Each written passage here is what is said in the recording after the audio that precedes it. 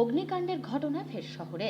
এবার অগ্নিকাণ্ডের ঘটনা ঘটল শিলিগুড়ির ইয়ারভিউ মোড় সংলগ্ন এলাকার পূর্ত দপ্তরের গোডাউনে।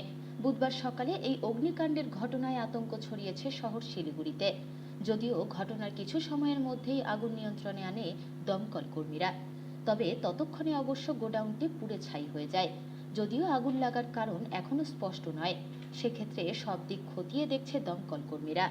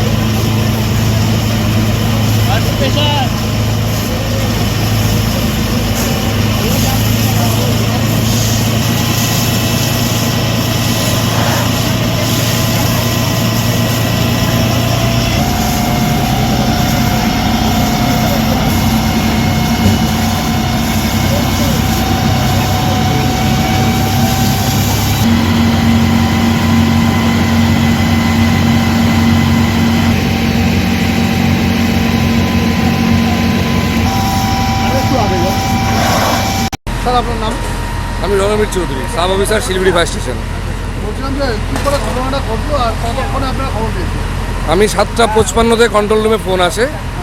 এয়ারভিউ মোড়ে ডাক্তার সুবল দত্ত ওনার বাড়ির অপোজিটে একটা কাঠের বাড়িতে বড় আগুন লেগেছে। তো কী কারণ লেগেছে তারা বলতে পারছে না। তো সেই মুহূর্তে আমরা একটা গাড়ি নিয়ে আসি। পর মুহূর্তে আগুনের গ্র্যাভিটি দেখে আমরা আরেকটা গাড়ি কল করি।